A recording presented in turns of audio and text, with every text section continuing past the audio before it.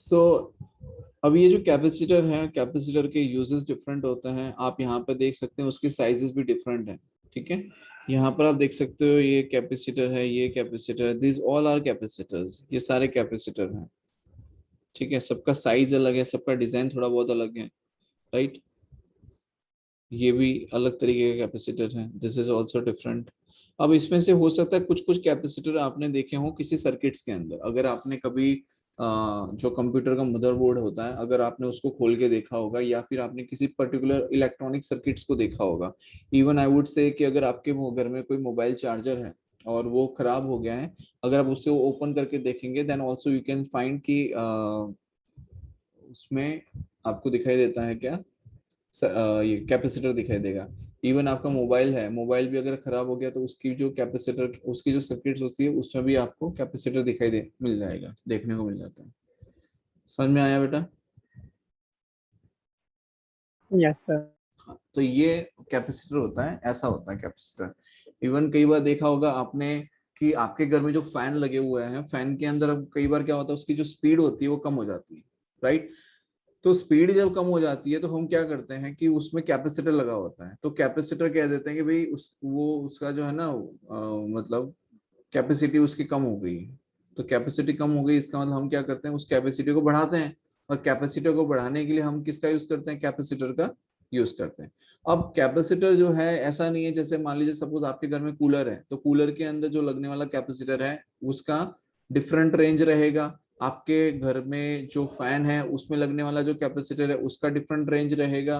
Then आपका जो mobile charger है उसमें लगने वाला जो कैपेसिटर होगा उसका डिफरेंट रेंज रहेगा, राइट। तो ये होता है आपका कैपेसिटर। ठीक है, ये सर्किट्स के अंदर यूज किए जाते हैं, different electronics and electrical circuits के अंदर। फाइन, यहां तक क्लियर है बेटा सभी को? अब देखिए, yes sir. Now let's say कि कैपेसिटेंस क्या होता है उसको समझते हैं सबसे पहले। तो कैपेसिटेंस, तो अगर हम इसको प्रिसाइजली समझना चाहें तो कैपेसिटेंस का मतलब ये होता है कि किसी भी इलेक्ट्रिकल इक्विपमेंट के अंदर अगर हमें एनर्जी को स्टोर करके रखना है, ठीक है, तो उसके लिए हमें एक डिवाइस की जरूरत होती है, उसका नाम है कैपेसिटर। उसका क्या नाम है, कैपेसिटर। अब ये जो कैपेसिटर होता है ये डिफरेंट साइजेस में आता है, और जैसा उसका साइज होता है उसके अकॉर्डिंग ही उसकी जो उसका जो मैग्नीट्यूड है, मतलब उसकी जो वैल्यू है वो वेरी करती है। अब मैग्नीट्यूड वैल्यू वेरी कर रही है, मतलब उसकी जो कैपेसिटी है वो वेरी करेगी।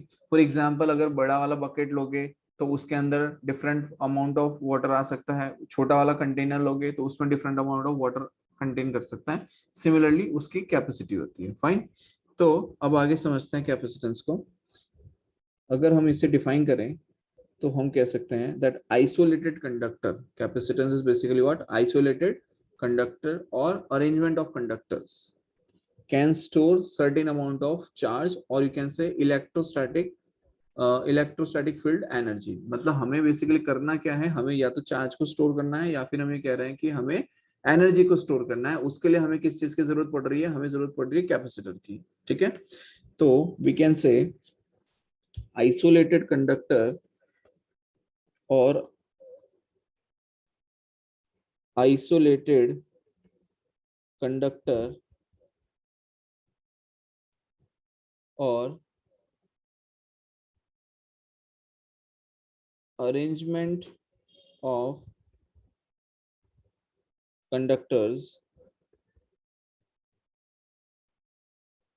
can store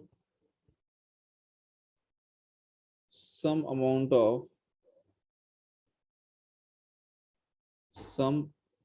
of charge or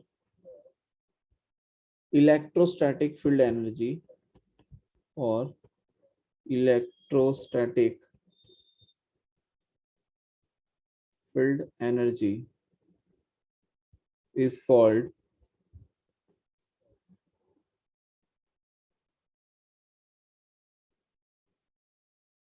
capacitor.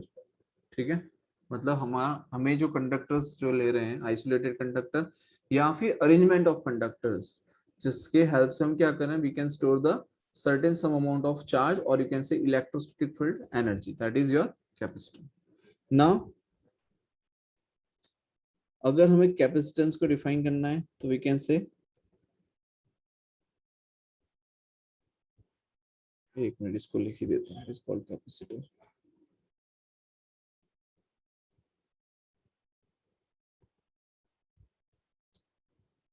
Now what we say about capacitance, so capacitance is defined as, capacitance is defined as amount of charge और इलेक्ट्रोस्टैटिक फील्ड एनर्जी. ठीक है, इलेक्ट्रोस्टैटिक फील्ड एनर्जी मतलब कि electric field in short. ठीक है, तो capacitance is defined as the amount of charge और electrostatic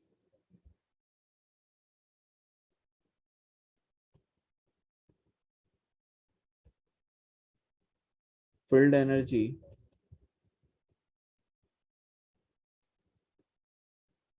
that can be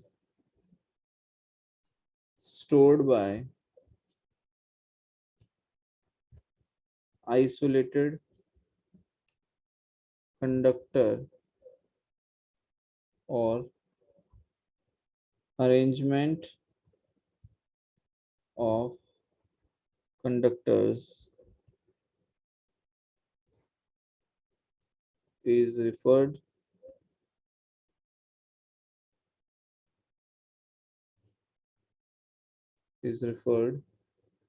as capacitance.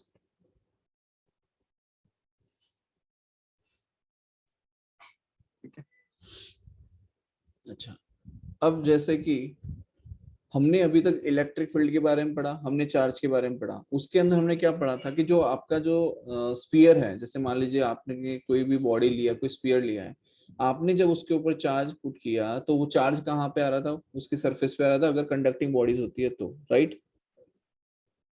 अब हम ये क्या कह रहे हैं कि इसी चार्ज को हमें स्टोर करना है, या फिर उस चार्ज से मिलने वाली जो इलेक्ट्रोस्टैटिक फील्ड है, जिसे हम इलेक्ट्रिक फील्ड भी कहते हैं, राइट, उस इलेक्ट्रिक फील्ड को हमें स्टोर करना है. अब उसको स्टोर करने के लिए चाहे तो आप डिफरेंट कंडक्टर्स को किसी अरेंजमेंट के थ्रू स्टोर कीजिए, या फिर किसी आइसोलेटेड कंडक्टर में स्टोर कीजिए. ठीक है, दैट इज योर कैपेसिटेंस. अब यहाँ पर देखिए, जैसे कि नाम आ रहा है कि या तो एनर्जी आ रही है या तो फिर चार्ज आ रहा है, तो अकॉर्डिंग टू दैट आपके माइंड में ये आ सकता है कि भाई अगर यहाँ पर चार्ज को या एनर्जी को स्टोर करने की बात हो रही है, that means the unit of capacitance should be either coulomb और जूल, राइट, क्योंकि एनर्जी का यूनिट जूल होता है और चार्ज का यूनिट क्या हो जाता है बेटा, कूलम हो जाता है. बट ऐसा यहाँ पर बिल्कुल भी नहीं है. क्यों नहीं है, उसको भी हम आगे देखते हैं. तो यहाँ पर अगर चार्ज और सॉरी कूलम या joule is not the unit of capacitance, तो यूनिट क्या है, सो वी कैन से ऐसा यूनिट ऑफ कैपेसिटेंस फैराड. क्या है, फैराड. सो ऐसा unit of capacitance is farad. Clear है बेटा यहां तक? हेलो, समझ में आ रहा है सभी को? Okay great. अब आप समझिए यहाँ पर, जैसे कि सपोज यहाँ पर हमने कोई कंडक्टर ले लिया, एक मिनट, ये हमने मान लीजिए कोई कंडक्टर ले लिया, नॉन यूनिफॉर्म कंडक्टर है, मतलब उसका कोई पर्टिकुलर शेप या साइज हमने कंसीडर नहीं किया है. ठीक है, तो यहाँ पर हमने कोई कंडक्टर ले लिया. अब हमने क्या किया, इसके ऊपर चार्ज क्यू डाला, हमने क्या रखा, चार्ज क्यू. तो जो आपने चार्ज क्यू रखा, तो ये चार्ज क्यू जो है वो कहाँ आ जाएगा, उसकी सरफेस पे आ जाएगा कंडक्टर की. यस और नो? हाँ कि ना भाई, समझ में आ रहा है? Yes. जो चार्ज है वो कहाँ आ जाएगा, उसकी सरफेस पे आ रहा है.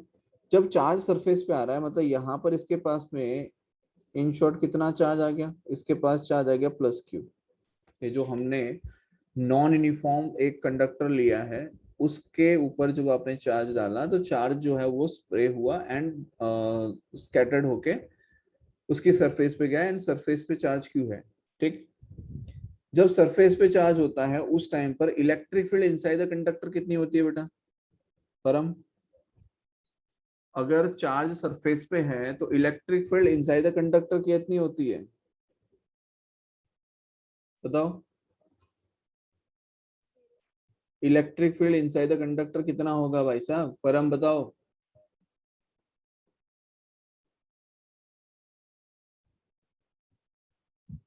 बोल भाई Param, electric field inside the conductor. Tanmay, Tanmay. Yes sir. Good बेटा। Electric field inside the conductor क्या आ गया, जीरो आ गया। अच्छा, अब अगर पोटेंशियल की बात करें तो पोटेंशियल कितना होगा, वी होगा। पोटेंशियल कितना होगा, वी होगा। जितना सरफेस पे होगा क्या उतना ही अंदर होगा, यस और नो, यस राइट। सर।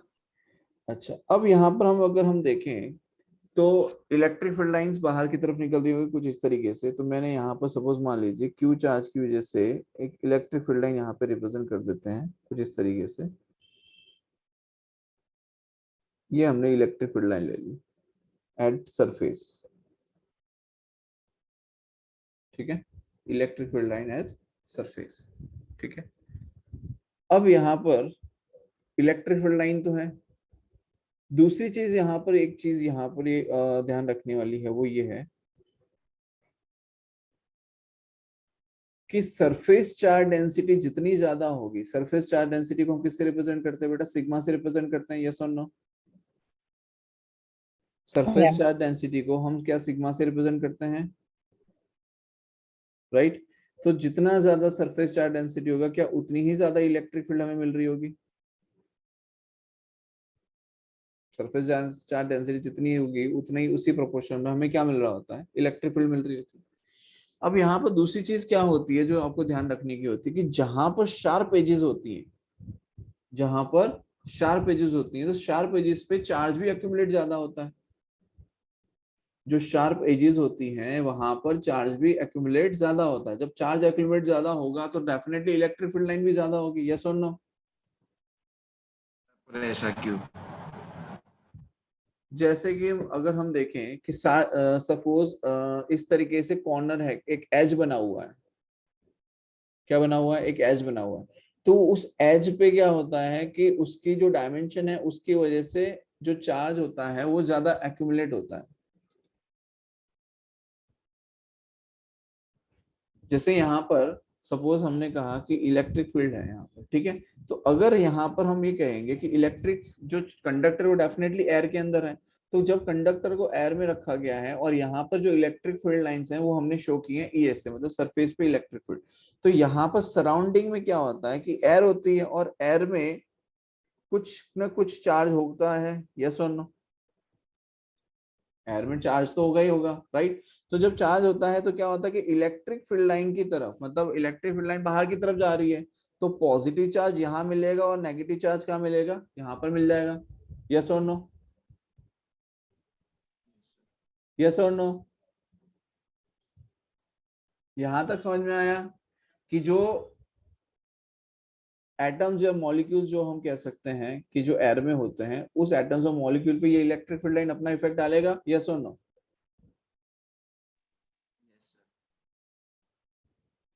मैं ये कह रहा हूं कि ये मान लो कि यहाँ पर एयर है, ठीक है।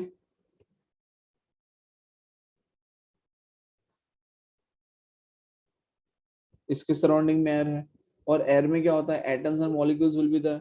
सो एटम्स और मॉलिक्यूल्स ऑफ एयर में क्या होता है, पोलराइजेशन होता है। तो वी कैन से पोलराइजेशन कैसे होता है मैं आपको बताता हूँ। So we can say polarization of atoms or molecules in air, अब हवा में डेफिनेटली चार्ज तो घूमता ही रहता है भाई, एटम्स और मॉलिक्यूल हवा में होते हैं कि नहीं होते हैं, पहले ये बताइए आप, यस और नो।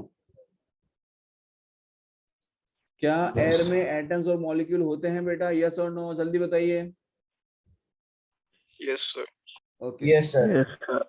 अब यहाँ पर मैं ये कह रहा हूं कि जब एयर में एटम्स और मॉलिक्यूल प्रेजेंट हैं और आपने इलेक्ट्रिक फील्ड लाइन को, एक चार्ज बॉडी है, चार्ज बॉडी में से इलेक्ट्रिक फील्ड लाइन बाहर जा रही है, तो क्या होगा कि यहां पर कुछ इस तरीके से नेगेटिव चार्ज अपीयर होगा और यहां पर क्या होगा, पॉजिटिव चार्ज अपीयर होगा, यस और no. Because positively charge body की तरफ से इलेक्ट्रिक फील्ड लाइन जा रही है, तो पॉजिटिव चार्ज बॉडी की तरफ जो चार्ज जाएगा वो कौन सा होगा, नेगेटिव चार्ज होगा, यस और नो। अब यस क्या सर। होता है कि जब आप इस पे सपोज ये पॉजिटिव और नेगेटिव चार्ज इस तरीके से अपीयर हुआ और पोलराइजेशन हुआ, पोलराइजेशन ऑफ एटम्स और मॉलिक्यूल इन एयर, ठीक है। लेकिन अब क्या हो रहा है कि जो इलेक्ट्रिक फील्ड है, जो इलेक्ट्रिक फील्ड है उसकी इंटेंसिटी सपोज इंक्रीज हो रही है। अब इलेक्ट्रिक फील्ड लाइन की इंटेंसिटी कैसे इंक्रीज होगी भाई, जब आप उसके ऊपर चार्ज डालोगे एक्स्ट्रा। यहां पर हम बात कर रहे हैं कैपेसिटर के बारे में, तो कैपेसिटर में हम क्या करते हैं कि हमें चार्ज को अक्यूमुलेट करना है, क्या करना है, चार्ज को अक्यूमुलेट करना है।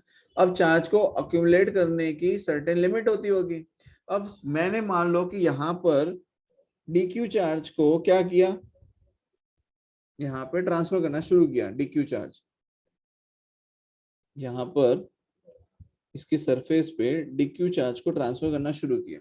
तो जब डीक्यू चार्ज इसके ऊपर आएगा तो डेफिनेटली जो चार्ज है उसका एक्यूमुलेशन बढ़ेगा सर्टेन लिमिट तक तो। लेकिन जब चार्ज का एक्यूमुलेशन बढ़ रहा है तो इलेक्ट्रिक फील्ड की इंटेंसिटी भी उतनी ही प्रोपोर्शन में बढ़ रही है, यस और नो। जब इलेक्ट्रिक फील्ड की इंटेंसिटी बढ़ते बढ़ते बढ़ते इतनी हो जाएगी कि वो यहाँ पर क्या हो जाएगा कि अब ये जो पॉजिटिव चार्ज है, देखिए यहाँ पर क्या होगा कि ये जो आपको पॉजिटिव चार्ज दिख रहा है, इस पॉजिटिव चार्ज पे इलेक्ट्रिक फील्ड इस डायरेक्शन में फोर्स लगा रही होगी, यस और नो। भाई पॉजिटिव चार्ज पे electric field line in the direction of electric field force apply कर रहा होगा, यस और no. Yes sir. Yes sir. अगर बेटा प्लस क्यू चार्ज लेते हो और इलेक्ट्रिक फील्ड की डायरेक्शन ये होती है, तो इस पे ऊपर डायरेक्शन में कौन सी डायरेक्शन फोर्स लग रहा होता है, इन the direction of electric field, yes और नो। और अगर माइनस क्यू चार्ज अगर आप लेते हो और इलेक्ट्रिक फील्ड की डायरेक्शन ये होती है, तो इसके ऊपर लगने वाला फोर्स कौन सी डायरेक्शन में होता है, opposite to the direction of electric field, yes और नो। Yes sir. तो मैं यहाँ पर ये कह रहा हूं बेटा कि यहाँ पर जो नेगेटिव और पॉजिटिव चार्ज, मतलब कि जो एयर में मॉलिक्यूल या फिर एटम जो है जिसके अंदर नेगेटिव पॉजिटिव चार्ज है, तो उसकी वजह से इलेक्ट्रिक फील्ड लाइन उस पर एक्ट कर रही है। इलेक्ट्रिक फील्ड लाइन एक्ट करने की वजह से यहाँ पर नेगेटिव पॉजिटिव सेपरेट हो रहे हैं।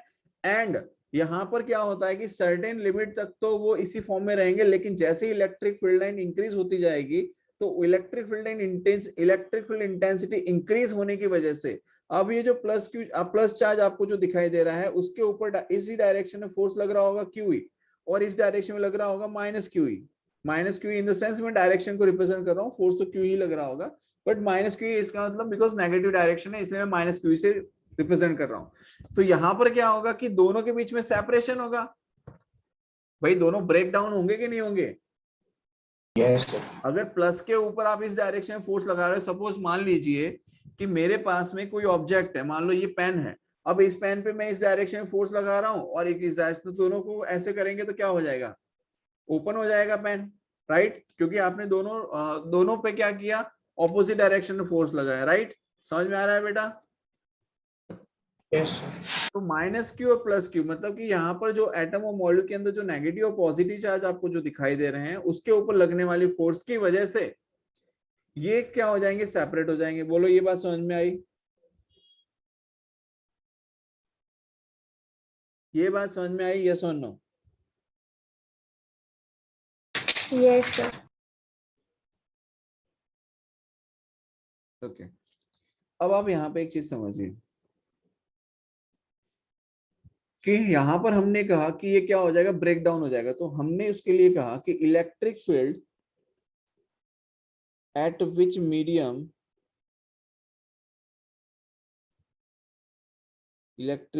विच medium surrounding conductor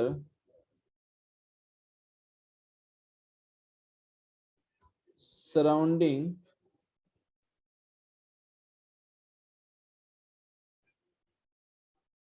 electric field at which medium, एक minute, electric field at which surrounding conductor gets breakdown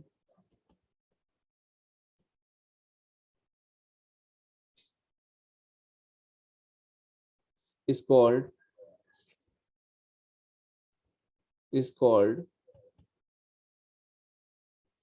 breakdown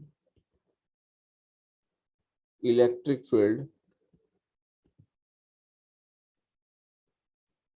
which can be represented by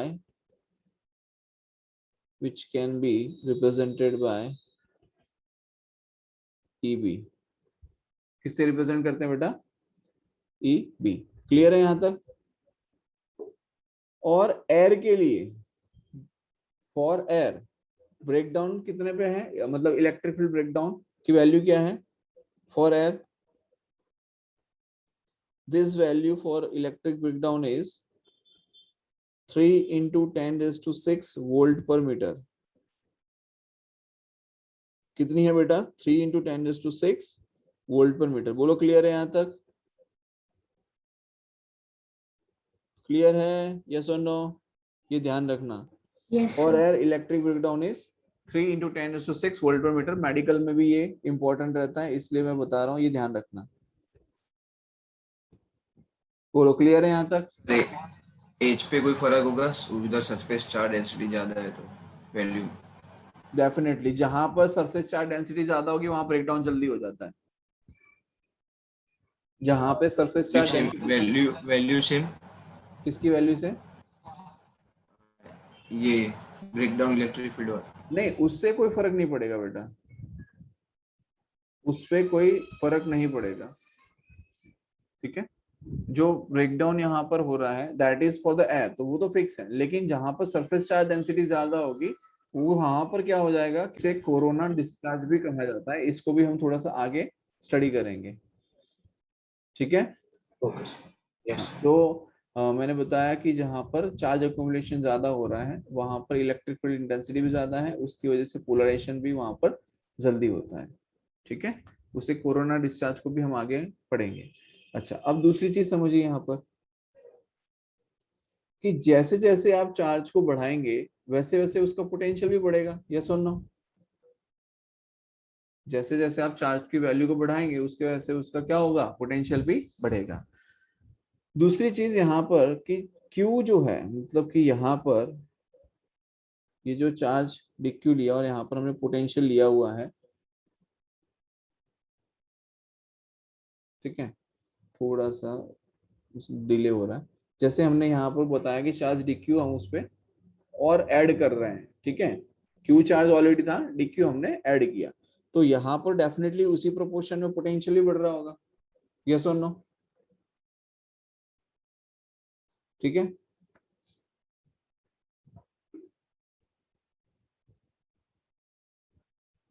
तो अब इसकी वजह से क्या होता है समझो कि यहाँ पर charge Q is proportional to V. जो चार्ज Q है that is proportional to V. मतलब जैसे जैसे आप चार्ज को बढ़ाएंगे उसका जो पोटेंशियल है वो भी क्या होता जाएगा, इंक्रीज होता रहेगा. अब ये जो प्रोपोर्शन साइन है, इस प्रोपोर्शन साइन को रिप्लेस करने के लिए हमने एक कांस्टेंट को रिप्रेजेंट किया C. किसको रिप्रेजेंट किया? C. एंड जो C है that is the capacitance of isolated conductor. ये जो C है, इस C को क्या कहा जाता है बेटा? C को हम कहते हैं कैपेसिटेंस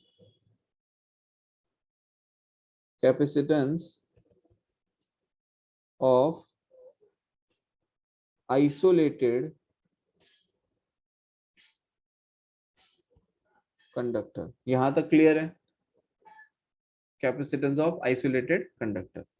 अच्छा, अब यहाँ पे देखिए आगे, इसका मतलब चार्ज इंक्रीज हुआ तो आपका इफ Q increases तो potential is also going to increase as well as sigma is also going to increase. मतलब कि जो surface charge density है that is also going to increase, and surface charge density is increasing. That means we can say electric field near the surface, electric field near the surface is also going to increase, yes और no? अब electric field near the surface specified क्यों किया गया वो समझिए। देखिए electric field inside the conductor तो बेटा क्या है, जीरो है, यस और no? Electric field inside the conductor क्या आई बेटा, जीरो आ गई, यस और नो? लेकिन इलेक्ट्रिक फील्ड सरफेस पे डेफिनेटली कुछ ना कुछ आपको मिल रही है। इलेक्ट्रिक फील्ड जैसे यहाँ पर अगर हम देखें तो यहाँ पर भी certain amount of electric field will be there, यहाँ पर अगर आप देखेंगे तो इलेक्ट्रिक फील्ड यहाँ पर भी आपको मिलेगी। लेकिन जब आप इस कंडक्टर से दूरी पे जाएंगे, मतलब इंफिनिटी की तरफ जाएंगे, तो क्या ये इलेक्ट्रिक फील्ड जीरो होगी? क्या ये इलेक्ट्रिक फील्ड जीरो होगी, यस और नो? क्या मेरा वॉइस लैग होके आ रहा है आप तक? चलिए देखिए, यहां तक क्लियर है बेटा? समझ में नहीं आ रहा क्या आपको मैं जो बता रहा हूँ वो समझ में आ रहा है, यस और नो? Yes, sir. एक बार फिर से करो ना, वो नेटवर्क इशू की वजह से। Okay fine. सो मैं यहाँ पर ये बता रहा था कि जैसे मान लीजिए कि कोई आइसोलेटेड कंडक्टर लिया हुआ है और उस कंडक्टर पे यहाँ पर हमने चार्ज क्यों रखा हुआ है, क्या रखा हुआ है आइसोलेटेड कंडक्टर पे हमने चार्ज क्यों रखा हुआ है?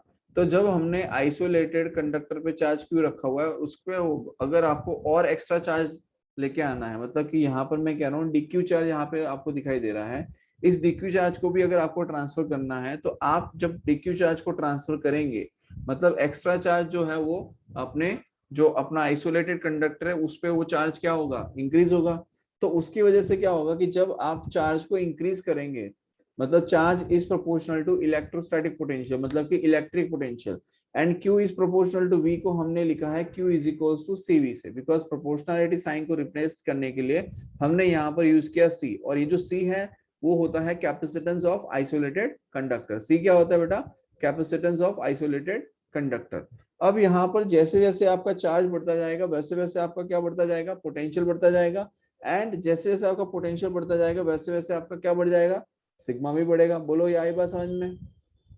Yes sir. Sigma that is your surface charge density. यहाँ पे मैं मेंशन कर देता हूँ इन केस अगर आपको याद ना रहे, यहाँ पे लिख देता हूँ सरफेस चार्ज डेंसिटी।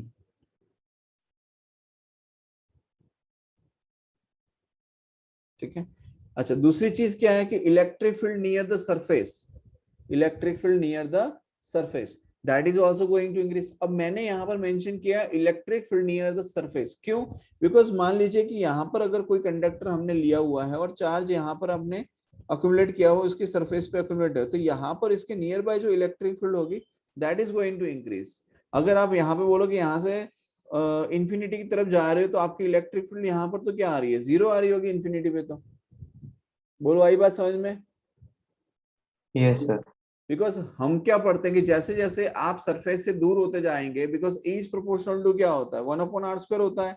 तो r², अगर r इंक्रीज होगा तो इलेक्ट्रिक फील्ड क्या होना चाहिए, डिक्रीज होना चाहिए। इसीलिए यहाँ पर मेंशन किया गया कि electric field near the surface will increase. बोलो क्लियर है यहाँ तक बेटा? Yes sir. यहाँ तक बताओ किसी को कोई डाउट हो तो? है किसी को कोई डाउट यहाँ तक? सर सरफेस का इंक्रीज होगा वो वापस समझा। सरफेस चार्ज डेंसिटी क्या होता है, sigma is equal to Q by A। Surface charge density क्या होता है बेटा, sigma is equal to Q by A होता है, यस और नो? आपका एरिया Yes, उतना का sir. उतना ही है लेकिन चार्ज बढ़ गया तो सरफेस चार्ज डेंसिटी भी तो बढ़ेगी, क्योंकि बिकॉज Q इंक्रीज हुआ तो सरफेस चार्ज डेंसिटी भी तो बढ़ेगी। एरिया तो उतना का उतना है, कंडक्टर का एरिया तो हमने चेंज किया नहीं है बेटा। आई बात Yes, समझ sir. में? Yes sir. पक्का समझ में आया, यस और no? Yes yes sir. Okay fine. चलो अब आगे देखो, तन्मय समझ में आ रहा है बेटा? Yes sir.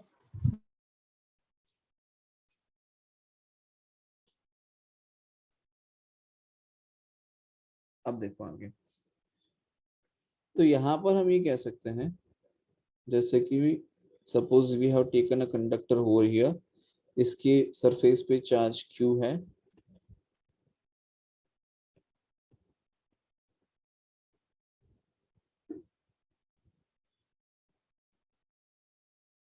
ठीक है, समथिंग लाइक दिस। और यहाँ पर आपके पास चार्ज है प्लस क्यू, एंड यहाँ पर आप चार्ज लेके जा रहे हैं d q, and the potential is V. ठीक है, यहाँ तक क्लियर है बेटा? फाइन। उसके बाद हमने यहाँ पर देखा कि सपोज अगर यहाँ पर इलेक्ट्रिक फील्ड है, सपोज यहाँ पर हमने कोई एलिमेंट लिया, एरिया एलिमेंट, सपोज यहाँ पे ले लेते हैं, और यहाँ पे हमें मिली electric field EB, that is your breakdown. कैसे कि यहाँ पर हमारे पास में जो माइनस क्यू और प्लस क्यू चार्ज था, तो ये माइनस क्यू और ये प्लस क्यू। ठीक है, तो हम यहाँ पे ये कह सकते हैं कि यहाँ पर जो चार्ज है बेसिकली दैट, बिकॉज हम चार्ज एक्स्ट्रा ऐड कर रहे हैं, so basically we can say it is minus d q and this one is plus d q. बोलो आई बात समझ में?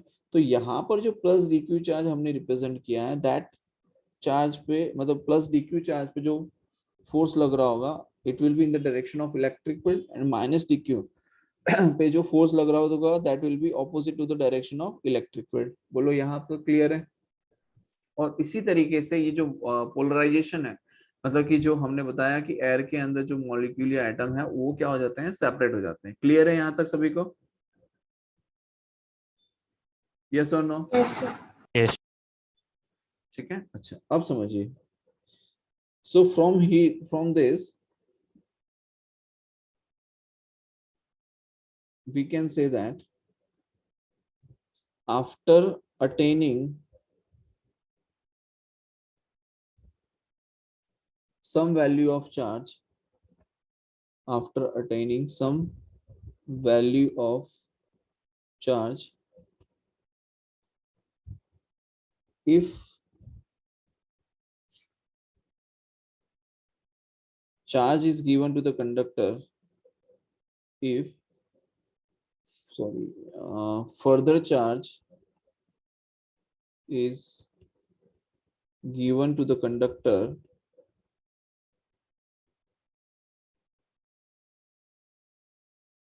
it loses charge given to the medium around it. ठीक है, it loses the charge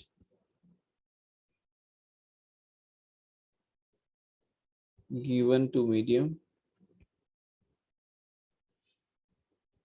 around it। तो क्या हो गया कि यहाँ पर एक चीज तो क्लियर हो गई, वो क्या कि ऐसा नहीं है कि आप अपनी मर्जी से जितना चार्ज देना चाहो उतना दे सकते हो, क्योंकि आप एक्स्ट्रा चार्ज दे रहे हो तो वो क्या हो रहा है कि सराउंडिंग में वो जो चार्ज है जो आप एक्स्ट्रा दे रहे हो, ठीक है, वो क्या जा रहा है, दैट विल बी लॉस हो जाएगा। मतलब कि एयर के अंदर जाके वो क्या हो रहा है, इसी तरीके से क्या हो रहा है, इट विल बी लॉस, मतलब कि यहाँ पर डिस्चार्ज हो रहा है। इन शॉर्ट जो मैंने आपको वर्ड यूज किया था corona discharge, it is something like this, कि यहाँ पर क्या होगा कि जो चार्ज आप एक्स्ट्रा दे रहे हो, जो डीक्यू चार्ज आपने एक्स्ट्रा प्रोवाइड किया है, वो चार्ज क्या हो रहा है, एयर में जा रहा है, एंड बिकॉज ऑफ दैट वहां पर कुछ इसी तरीके से फोर्स एक्ट कर रहा है, ब्रेकडाउन इलेक्ट्रिक फोर्स एक्ट करेगा, एंड बिकॉज ऑफ दैट वो क्या हो रहा है, सेपरेट हो रहा है, तो चार्ज क्या हो जाता है, लॉस हो जाता है। बोलो क्लियर है यहाँ तक? तो वो उस सरफेस पे तो नहीं रहेगा। क्लियर? यस। कोई डाउट यहाँ तक? इसका मतलब इन शॉर्ट में आपको ये बताना चाह रहा हूँ कि अगर आपने यहाँ पर कोई बकेट लिया है और बकेट के ऊपर से आपको पानी आ रहा है, तो इसका मतलब ये है कि आप यहाँ तक पानी भर सकते हो, that's a limit. After that क्या होगा, पानी बाहर निकलना शुरू हो जाएगा। बात आई समझ में? यस और नो? Yes, sir. तो something similarly is happening over here. ठीक है ना, इसमें हम आगे लिख सकते हैं that amount of charge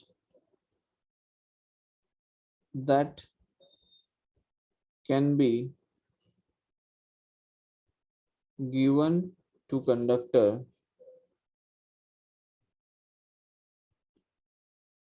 depends on, किस पे डिपेंड करता है वो देखो, the amount of charge that can be given to the conductor. तो जो चार्ज हम प्रोवाइड कर रहे हैं कंडक्टर पे, वो किन चीजों पे डिपेंड करता है वो देखिए। तो सबसे पहले तो nature of nature of medium surrounding it.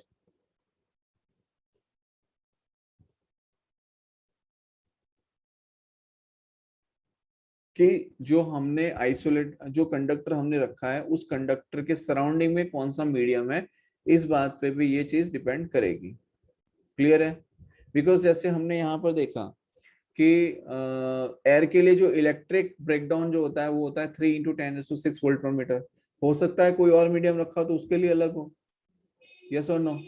Clear है बेटा? तो it depends also on the nature of the medium surrounding it. कौन से उसके जो कंडक्टर आपने रखा है उसे आपने कौन से मीडियम में रखा है। Fine. And second thing, it also depends on shape, size, or you can say configuration of conductor। इन चीजों पे भी वो डिपेंड करता है। बोलो यहां तक क्लियर है? यस और नो? Yes, sir. ठीक है। और यहाँ पर हमने क्या लिखा कि charge Q is equals to क्या आ जाएगा, C इंटू वी। एंड यहाँ पर मैंने आपको एग्जांपल दिया कि अगर हमारे पास में एक बकेट है तो उस बकेट की जितनी कैपेसिटी है उतना ही पानी आ पाएगा, उससे ज्यादा तो पाना पॉसिबल नहीं। हाँ, अब बकेट को आप आधा भरते हो कि पूरा भरते हो वो आप पे डिपेंड करता है। बात समझ में आई बेटा? समझ में आ रहा है मैं क्या बताना चाह रहा हूँ?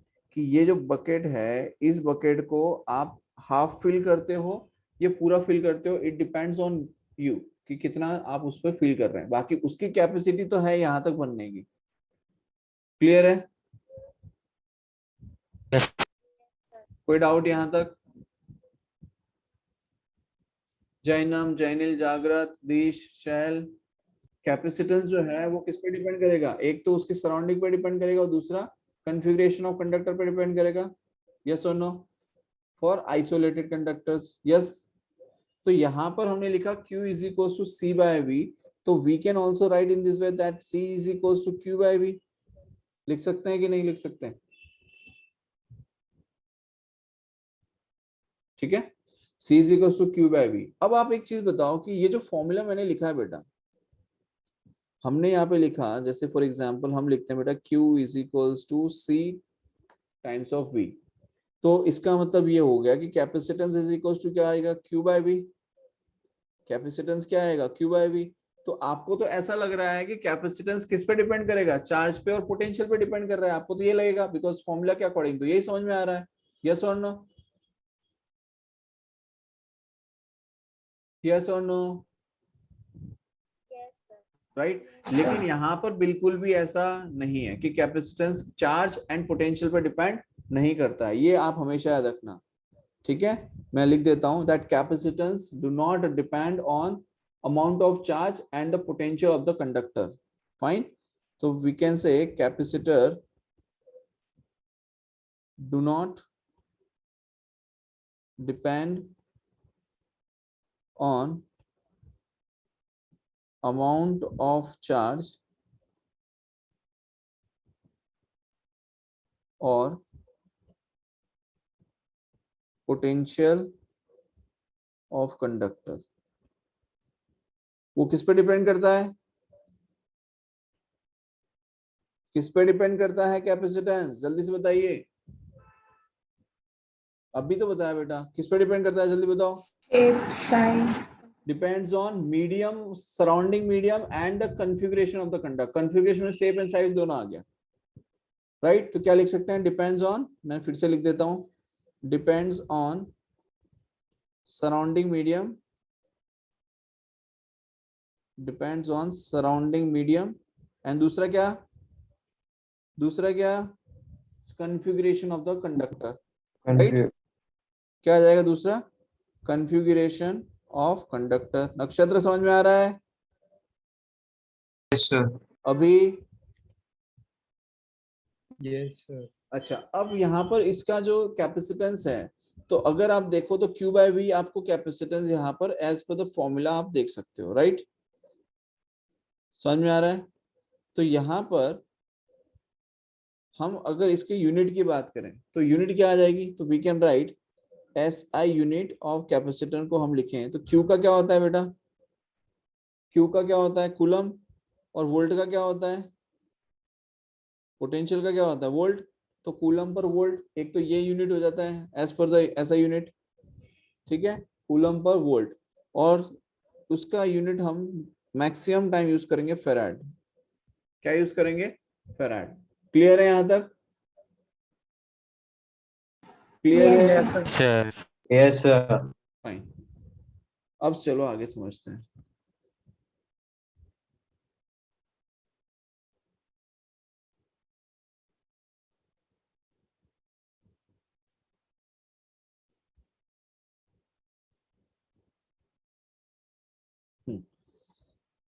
अब हम कहेंगे capacitance of isolated spherical conductor निकाल लेते हैं, ठीक है? क्या निकालेंगे? Capacitance of isolated spherical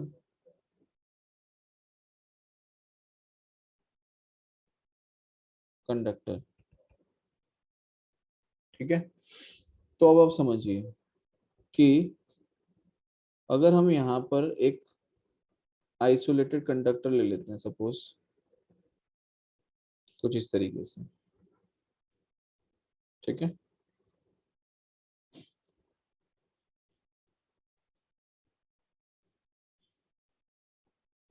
in air, इस पे हमने रखा बेटा चार्ज Q। कितना चार्ज रख दिया है? Q चार्ज रखा है, ठीक है? तो यहाँ पर हम बात कर रहे हैं capacitance of an isolated spherical conductor. अब आपको दिखाई दे रहा है कि ये यूनिफॉर्म कंडक्टर है। इस यूनिफॉर्म कंडक्टर की जो रेडियस है वो ले ली हमने R। क्या ले लिया? R ले लिया। चलो अभी बताओ मेरे को इसका पोटेंशियल कितना आएगा? इस कंडक्टर का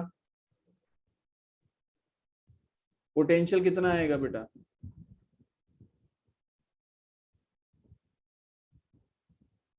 अभी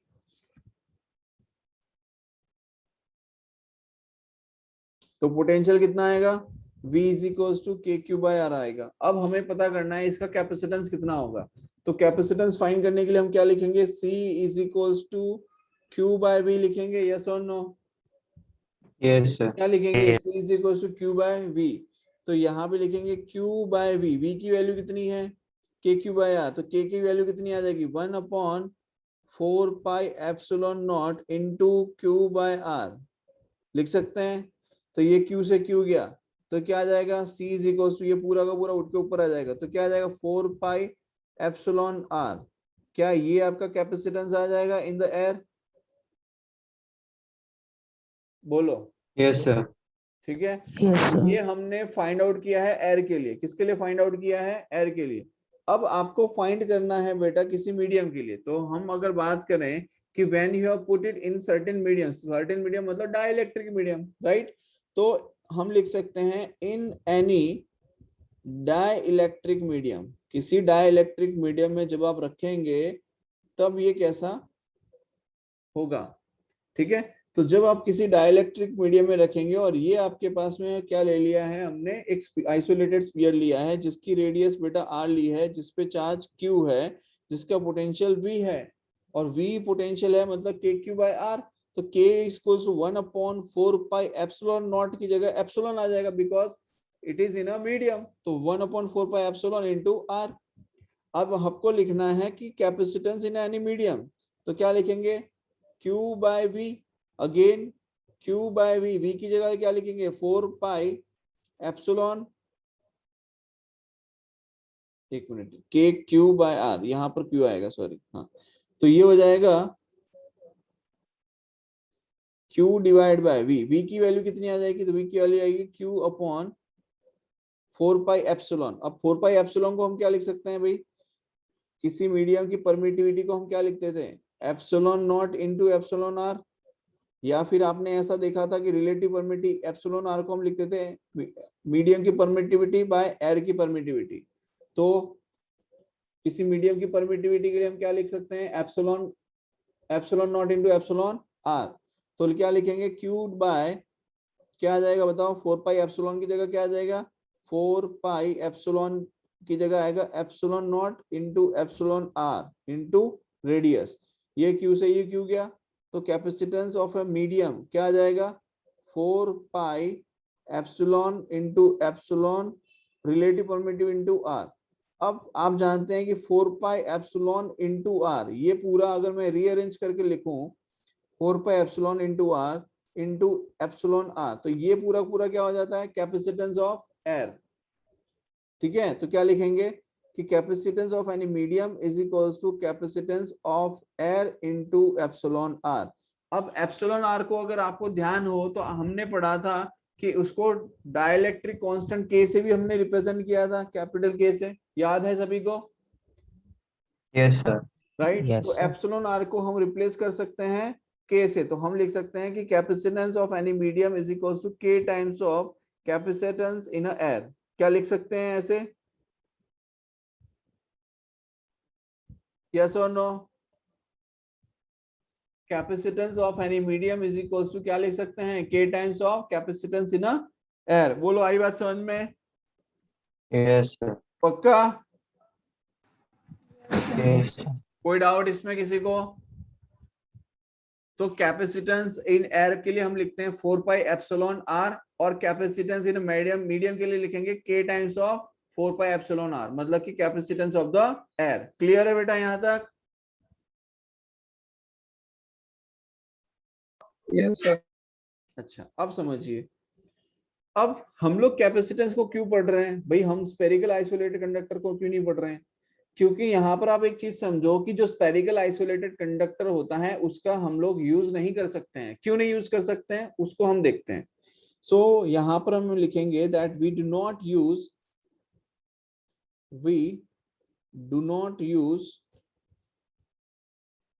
isolated conductors, we do not use isolated conductors as capacitance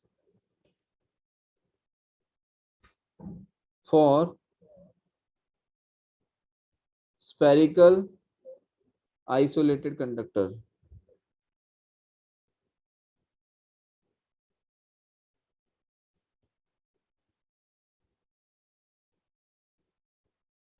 क्यों? तो देखो, कैपेसिटेंस हमने क्या निकाला एयर के लिए, 4 pi epsilon naught into r निकाला, यस और no?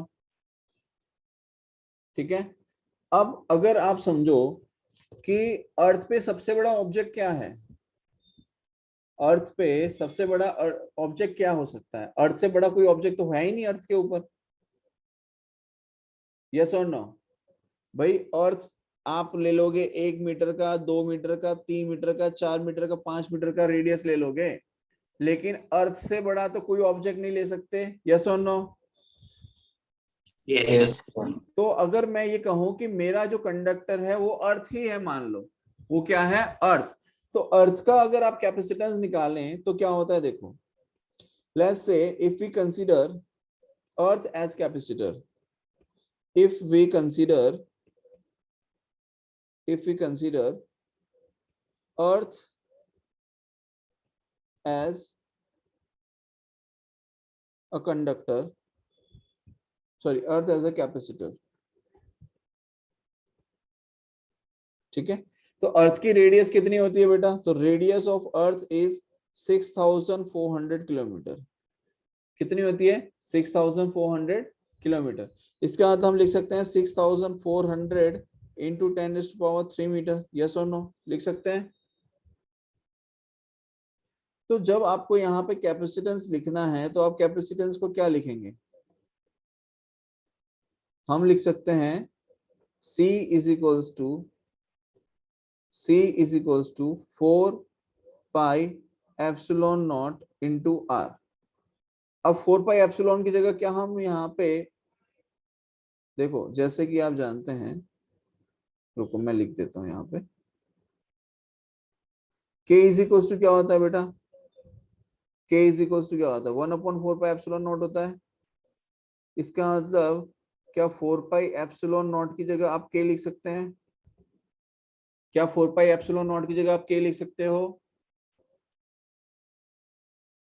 Sorry, 4 pi epsilon naught की जगह आपको 1/K लिखना पड़ेगा। Sorry 1/K। भैया देखिए एक minute, 4 pi epsilon naught is equal to 1/K। अब इसको उठा के आप यहाँ ले आओ तो C इज इक्वल टू क्या लिख सकते हो? 1/K इंटू 1/K मतलब 9 इंटू 10⁹ इंटू रेडियस की अर्थ। रेडियस का अर्थ कितना है? 6400 ठीक है। तो जब आप इसके कैलकुलेशन कर लोगे तो कैलकुलेशन के बाद आपको जो आंसर मिलेगा वो मैं आपको बता देता हूँ। तो इसका बेटा आंसर आपको मिलेगा, कैपेसिटेंस इज 711 माइक्रोफेराडे। ये किसका कैपेसिटेंस आ गया? अर्थ का आ गया। किसका आ गया? अर्थ का। तो जब अर्थ इतना बड़ा है और अर्थ का कैपेसिटेंस आपको कितना मिल रहा है? 711 माइक्रोफेराडे। कितना? Capacitance of earth is approximately 711 microfarad. Microfarad को अगर आप कन्वर्ट करें तो क्या हो जाएगा? 10⁻⁶। और 10⁻⁶ का मतलब तो बहुत ही छोटा हो गया। हुआ कि नहीं हुआ भाई? बताइए। सो यहाँ पर अगर हम देखें तो it is a very small capacitance that we are going to get. अगर आप 1 मीटर 2 मीटर का लो तो उसमें तो बहुत ही कम मिलेगा कैपेसिटेंस, जबकि यहाँ पर भी उतना इतना बड़ा अर्थ आपने लिया है तब आपको 6400 किलोमीटर रेडियस लिया है तब आपको 711 माइक्रोफेराडे कैपेसिटेंस मिल रहा है। तो it's a very small capacitance. It's a very small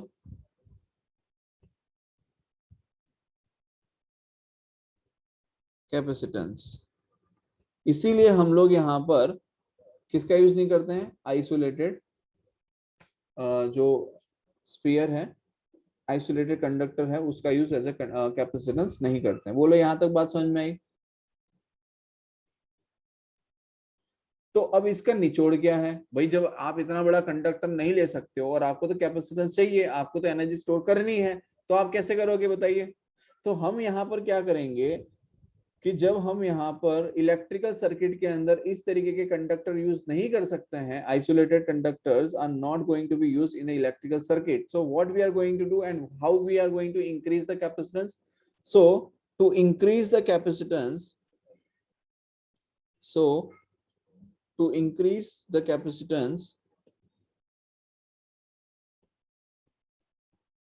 to increase the capacitance we will use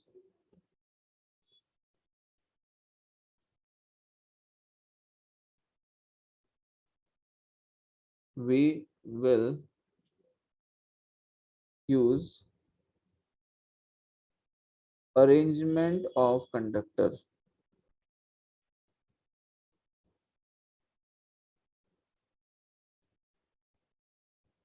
ठीक है।